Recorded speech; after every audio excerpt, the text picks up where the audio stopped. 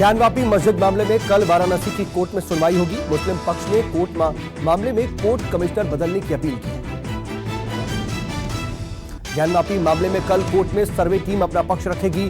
Team court को यह बताएगी कि सर्वे करने गई टीम को मुस्लिम पक्ष की ओर से रोका गया या नहीं।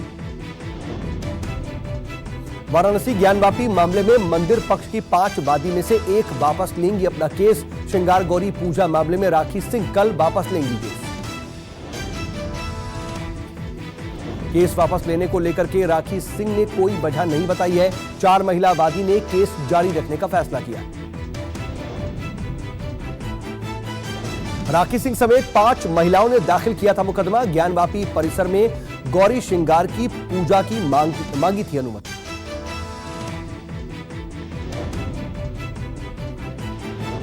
ताजमहल के 22 बंद कमरों की एएसआई से जांच कराने की याचिका दायर। इलाहाबाद हाईकोर्ट की लखनऊ खंडपीठ में याचिका दायर की गई। ताजमहल से जुड़े विवाद को सुलझाने के लिए याचिका एएसआई को बंद कमरों के दरवाजे खोलने का निर्देश देने की मांग की गई। दिल्ली धर्म संसद मामले में पुलिस का यू टर्न। सुप्रीम कोर्ट की फटकार के बाद दिल्ली पुलिस ने हेट स्पीच पर एफआईआर दर्ज कर ली। दिल्ली पुलिस ने एफआईआर की जानकारी सुप्रीम कोर्ट में दाखिल हलफनामे में दी। पुलिस ने अपने पुराने रुख से पलटते हुए नया हलफनामा दाखिल किया। दिल्ली एमसीडी कल शाहीन बाग में चला सकती है बुलडोजर। नोटिस के मुताबिक कल शाहीन बाग में अतिक्रमण के खिलाफ कार्रवाई संभव। हिमाचल प्रदेश के धर्मशाला में खालिस्तानी झंडे मिलने से हड़कंप। खालिस्तानी झंडे हिमाचल विधानसभा के मेन गेट पर बंधे देखे गए।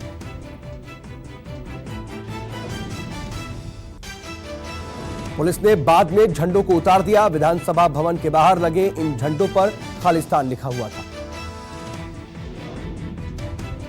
मामले की सूचना मिलते ही पुलिस और एसडीएम मौके पर पहुंची। जयराम सरकार ने एसआईटी को सौंपी मामले की रिपोर्ट।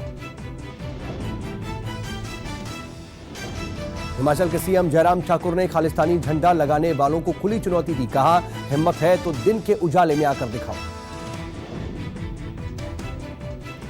सीएम ने घटना की निंदा करते हुए कहा, मामले की जांच होगी, हम इसे बर्दाश्त नहीं करेंगे। बोले, दोषी बख्शे नहीं जाएंगे। विधानसभा पर खालिस्तानी झंडे लगाए जाने पर कुमार विश्वास ने इशारों में दिल्ली के सीएम अरविंद केजरीवाल पर बड़ा आरोप लगाया। कुमार विश्वास ने ट्वीट कर कहा, देश मेरी चेतावनी को याद रखे। मैंने पहले ही कहा था कि उसकी अब इस दूसरे प्रदेश पर नजर है। खालिस्तानी झंडे लगने के बाद मनीष सिसोदिया ने ट्वीट करके बीजेपी पर निशाना साधा। कहा, पूरी बीजेपी एक गुंडे को बचाने में लगी है और इधर खालिस्तानी झंडे लगा गए। मनीष सिसोदिया ने कहा कि लोग विधानसभा पर खालिस्तानी झंडे लगाकर चले गए। सरकार विधानसभा ना बचा पाए। जो सरकार विधानसभा ना बचा पाए वो जनता को कैसे बचाएगी। शिवसेना नेता आदित्य ठाकरे रामलला के दर्शन करने के लिए 10 जून को अयोध्या जाएंगे। शिवसेना सांसद संजय राउत ने ट्वीट करके जानकारी दी। 5 जून को राज ठाकरे भी अयोध्या जाने वाले हैं। मुंबई में शिवसेना की तरफ से पोस्टर लगाए गए हैं। इसमें लिखा है, असली आ रहा है, नकली से सावधान। अस्पताल से डिस्चार्ज होने के बाद नवनीत राणा ने उद्धव ठाकरे पर हमला बोला। कहा, अगर दम है तो उद्धव ठाकरे चुनावी मैदान में मुझसे टक्कर लें। नवनीत राणा बोली, मेरे खिलाफ लड़े, चुनाव और जीत करके दिखाएं। पूर्वजों की वजह से सीएम बने हैं उद्धव ठाकरे। सरकार ने सत्ता का दुरुपयोग किया। नवनीत राणा ने कहा कि अगर हनुमान चालीसा पढ़ना गुनाह है तो फिर 14 दिन नहीं बल्कि 14 साल सजा भुगतने के लिए तैयार। प्रशांत किशोर को लेकर के तेजस्वी यादव ने बड़ा बयान दिया। कहा, हु इज ही। बिहार की सियासत में प्रशांत किशोर कभी कोई फैक्टर नहीं रहे। तेजस्वी ने कहा कि बेवजह उन्हें अहमियत दी जा रही है। प्रशांत किशोर के दिए बयान का कोई आधार नहीं।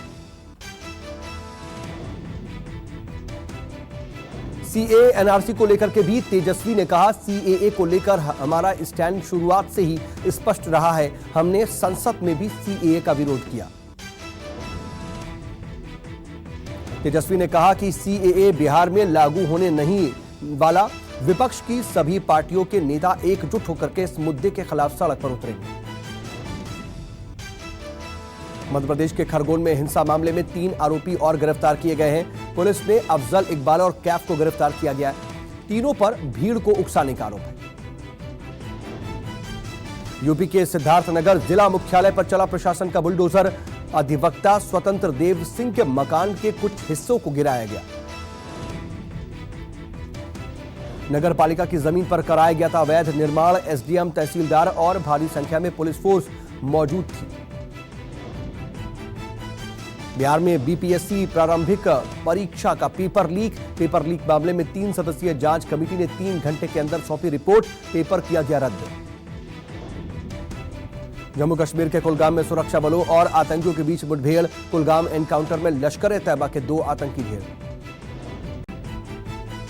आतंकियों के पास से हथियार बरामद। आतंकी हैदर उत्तरी कश्मीर में 2 साल से अधिक समय से सक्रिय था और कई घटनाओं में शामिल था। यूपी के सीएम योगी आदित्यनाथ की चेतावनी। यूपी में 1 लाख से ज्यादा लाउडस्पीकर उतारे गए। अधिकारियों को दिए निर्देश, दोबारा ना लगने पाए लाउडस्पीकर। योगी ने कहा, धार्मिक आयोजन धार्मिक स्थलों के परिसर के भीतर ही सीमित होने चाहिए। किसी भी पर्व त्योहार का आयोजन सड़क पर नहीं होना चाहिए।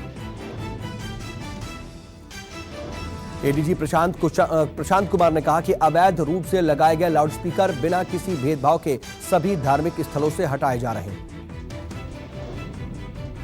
एआईएमआईएम चीफ असदुद्दीन ओवैसी ने राहुल गांधी को दी हैदराबाद से चुनाव लड़ने की चुनौती। कहा, राहुल अब वायनाड से भी हारेंगे।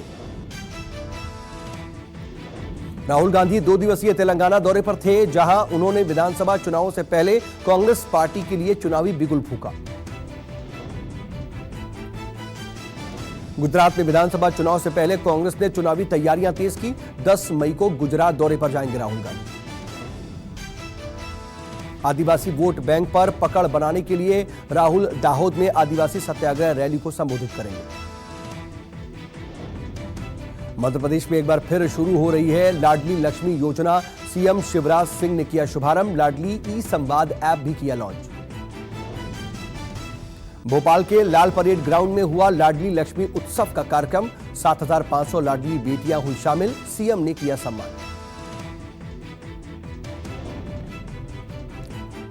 यूपी के गाजियाबाद में चलती गाड़ी में ड्राइवर का स्टंट। ड्राइविंग सीट छोड़ गाड़ी के दरवाजे पर लटका ड्राइवर। हो सकता था बड़ा हादसा। वीडियो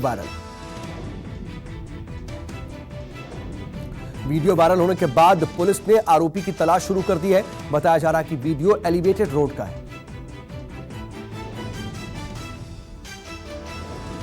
दिल्ली में मर्डर का खौफनाक सीसीटीवी फुटेज सामने आया है। खेड़ा गांव में गैंगवार के चलते बुजुर्ग की गोली मारकर के हत्या कर दी गई।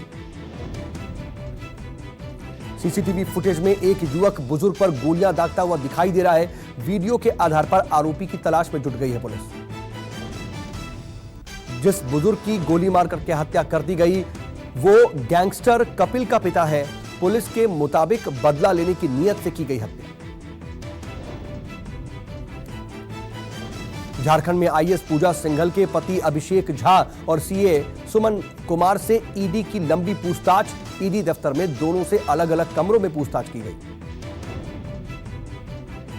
दोनों से बरामद पैसों और दस्तावेजों के बारे में सवाल पूछे गए। सूत्रों के मुताबिक ईडी ने उनके घर से बरामद 17 करोड़ रुपए के सोर्स के बारे में पूछा। पूजा सिंघल के पति के सीए सुमन कुमार के ठिकाने से जो करीब 17.5 करोड़ रुपए नकदी मिली, उसका ब्यौरा वो ठीक से नहीं दे पाए।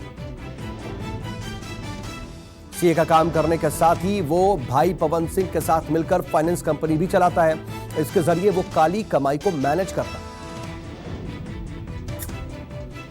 जोधपुर में कर्फ्यू में ढील के बाद चाकूबाजी की घटना सामने आई। घायल दानिश को महात्मा गांधी अस्पताल में भर्ती करवाया गया है। पुलिस ने आरोपी को गिरफ्तार कर लिया है। श्रद्धालुओं के लिए खुले बद्रीनाथ धाम के कपाट। मंत्रोच्चार और सेना के बैंड की धुनों के साथ खुले धाम के कपाट। दर्शन के लिए श्रद्धालुओं का लगा तांता। मंदिर के कपाट खुलने से पहले भगवान के खजाने की पूजा अर्चना की गई। बद्रीनाथ धाम को फूलों से भव्य तरीके से सजाया गया। अगले 6 महीने तक श्रद्धालु मंदिर में भगवान बद्रीनाथ के दर्शन कर पाएंगे। 3 मई को गंगोत्री और यमुनोत्री धाम के कपाट खुलने के साथ ही 4 धाम यात्रा की शुरुआत हो जाएगी। 6 मई को केदारनाथ धाम के कपाट श्रद्धालुओं के दर्शन के लिए खोले जाएंगे। बद्रीनाथ में रोजाना 15,000 श्रद्धालु दर्शन कर पाएंगे। वहीं केदारनाथ में 12,000, गंगोत्री में 7,000 और यमुनोत्री में 4,000 श्रद्धालु ही रोजाना दर्शन कर सकेंगे। महाराष्ट्र के उस्मानाबाद में फर्नीचर के गोदाम में भीषण आग लग गई। आग की वजह से तकरीबन 1 करोड़ से ज्यादा का नुकसान हुआ है।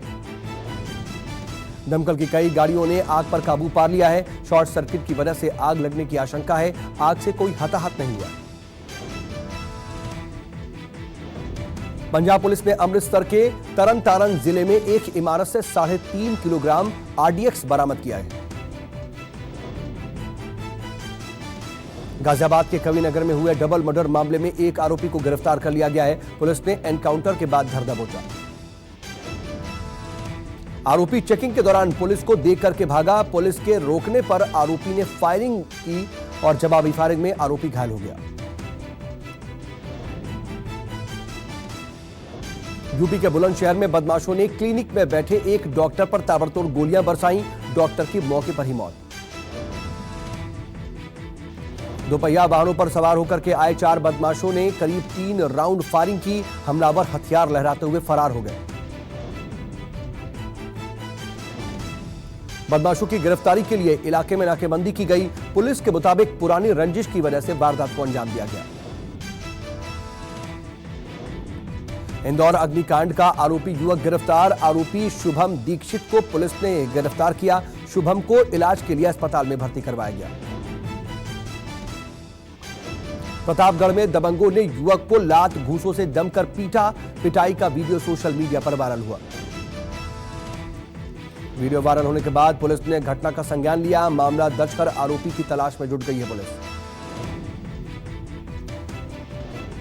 बाराबंकी में छात्रों के 2 गुटों में खूनी संघर्ष। यूनिवर्सिटी के बाहर आपस में भिड़े दोनों गुट। चाकू लगने से एक छात्र की मौत हो गई। एक गंभीर रूप से घायल हो गया। पुलिस के मुताबिक कॉलेज में कल्चरल प्रोग्राम के दौरान विवाद शुरू हुआ था। देश में कोरोना संक्रमण और ज्यादा बढ़ा। एक दिन में 3,500 से ज्यादा मामले सामने आए। स्वास्थ्य मंत्रालय के मुताबिक एक दिन में 40 लोगों की मौत हुई। एक्टिव मरीजों की संख्या 20,000 के पार पहुंची। दिल्ली में एक बार फिर तेजी से बढ़ रहा है कोरोना संक्रमण। 1422 नए मामले सामने आए। बीते 24 घंटे में कोरोना से किसी की मौत नहीं हुई। गोरखपुर में जल्द आएगी कोरोना की 4थी वैक्सीन। 12 से 17 साल के किशोरों को लगेगी वैक्सीन। गंगा सप्तमी आज वाराणसी में बड़ी संख्या में श्रद्धालु गंगा घाट पहुंचे। हजारों की संख्या में श्रद्धालुओं ने उगते हुए सूर्य को अर्घ्य देकर के गायत्री मंत्र का पाठ किया। गंगा सप्तमी को मां गंगा के जन्मदिन के रूप में मनाया जाता है। पौराणिक मान्यता है कि इसी दिन देवी गंगा ने पृथ्वी पर पुनर्जन्म लिया था। जल्द ही साकार होगा दिल्ली मेरठ रैपिड रेल का सपना। एनसीआरटीसी को सौंपा गया देश के पहले आरआरटीएस का ट्रेन सेट। पहला ट्रेन सेट जल्द ही गाजियाबाद के दुहाई डिपो पहुंचेगा। यात्रियों को सुविधा के लिए ट्रेन सुविधाओं से भरपूर है। दिल्ली से गाजियाबाद होते हुए मेरठ जाने वाली रैपिड रेल का कॉरिडोर 82 किलोमीटर लंबा है और इसमें 30 ट्रेनें चलेंगी। ओडिशा पर मंडरा रहा है चक्रवाती तूफान का खतरा। ओडिशा के तट से रात टकरा सकता है चक्रवाती तूफान आसनी। ओडिशा सरकार ने तूफान से निपटने की तैयारी पूरी कर ली है। सरकार ने 18 जिलों में येलो अलर्ट जारी किया है। एनडीआरएफ हालात से निपटने के लिए तैयार है। मौसम विभाग के मुताबिक 40 से 50 किलोमीटर प्रति घंटे की रफ्तार से तेज हवाएं चलेंगी। 175 फायर ब्रिगेड टीमों को भी किया गया है तैनात। मछुआरों को समंदर में नहीं जाने की सलाह दी गई। दिल्ली यूपी समेत 4 राज्यों में लू का अलर्ट। मौसम विभाग ने दिल्ली में 13 मई तक हीट वेव की चेतावनी जारी की।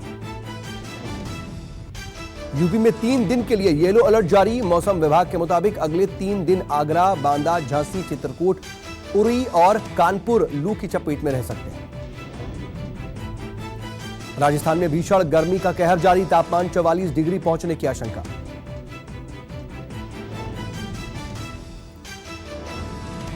तालिबान ने महिलाओं के लिए जारी किया फरमान। कहा, महिलाएं सार्वजनिक रूप में सिर से पैर तक पहने बुर्का। इस्लामी सिद्धांत विचारधारा महत्वपूर्ण है। चिली के सैंटियागो में 3 पत्रकारों पर गोली चलने के बाद मचा हंगामा। प्रदर्शनकारियों ने सड़क पर आगजनी कर जाहिर किया गुस्सा। पाकिस्तान के पूर्व पीएम इमरान खान के घर के बाहर हजारों लोग हुए इकट्ठा हुए लोगों से इमरान खान ने फिर कहा, वर्तमान सरकार संयुक्त राज्य अमेरिका द्वारा थोपी गई है। इजरायली बलों ने एक फिलिस्तीनी के घर को किया नष्ट। फिलिस्तीन पर इजराइल के लोगों को मारने का आरोप। आर्मेनिया में पुलिस प्रदर्शनकारियों के बीच हुई जमकर के हाथापाई। पुलिस ने पीएम का इस्तीफा मांग रहे लोगों को गिरफ्तार किया।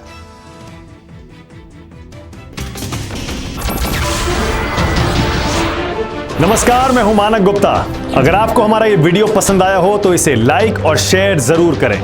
और हां, हमें सब्सक्राइब और फॉलो करना ना भूलें ताकि आप देश और दुनिया की कोई खबर मिस ना करें। तो जुड़े रहिए हमारे साथ और देखते रहिए न्यूज़ 24।